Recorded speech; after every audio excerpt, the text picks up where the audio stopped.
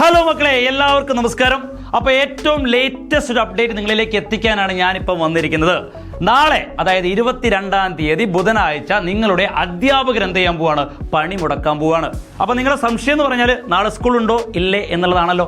അപ്പോൾ അത് പറയുന്നതിന് മുമ്പേ നമ്മുടെ ചാനൽ ഇതുവരെ സബ്സ്ക്രൈബ് ചെയ്യാത്ത ആരെങ്കിലും ഈ ഒരു വീഡിയോ കണ്ടുകൊണ്ടിരിക്കുന്നുണ്ടെങ്കിൽ ഇപ്പം തന്നെ സബ്സ്ക്രൈബ് ചെയ്യുക. കാരണം ഇങ്ങനത്തെ ലേറ്റസ്റ്റ് അപ്ഡേറ്റ് നിങ്ങളിലേക്ക് ആദ്യം എത്തിക്കുക ഞങ്ങളാണ്, റേസ് ഏഗൻ ടീമാണ് എന്നാണ് നിങ്ങളോട് എനിക്കുള്ള പറയാനുള്ളത് എന്ന് പറഞ്ഞുകൊണ്ട് ഞാൻ നേരെ ടോപ്പിക്കിലേക്ക് കിടക്കാം.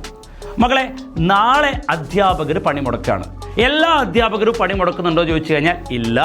പ്രതിപക്ഷ അധ്യാപക സംഘടനയിലുള്ള അധ്യാപകരും അതേപോലെ ഭരണപക്ഷ അധ്യാപക സംഘടനയിലുള്ള ചില അധ്യാപകരുമാണ് നാളെ പണിമുടക്കുന്നത്. അപ്പോൾ സ്കൂളുണ്ടോ? പറയാം.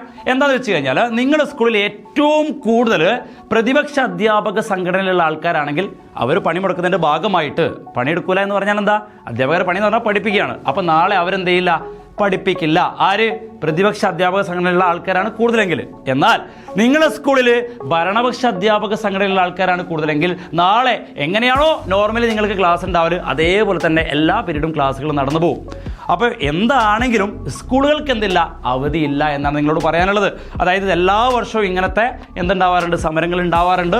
അതിൻ്റെ ഭാഗമായിട്ട് സ്കൂൾ ഒരിക്കലും എന്ത് ചെയ്യാറില്ല? അവധി കൊടുക്കാറില്ല. സ്കൂൾ സാധാ പോലെ തന്നെ നടക്കും. പക്ഷേ ഇതിനെപ്പറ്റി എന്തെങ്കിലും ഒരു പുതിയ അപ്ഡേറ്റ് വന്നു കഴിഞ്ഞാൽ അത് ആദ്യം നിങ്ങളിലേക്ക് എത്തിക്കുന്നത് ഞങ്ങൾ തന്നെയായിരിക്കും. അപ്പോൾ ഒരിക്കൽ കൂടി പറയാണ്, ആരെങ്കിലും സബ്സ്ക്രൈബ് ചെയ്യാത്തതുണ്ടെങ്കിൽ ഇപ്പം തന്നെ എന്ത് ചെയ്യുക? സബ്സ്ക്രൈബ് ചെയ്ത് വെച്ചേക്കുക. നമുക്ക് അടുത്തൊരു കണ്ടന്റ് വീഡിയോ ആയിട്ട് കാണാം. ബൈ.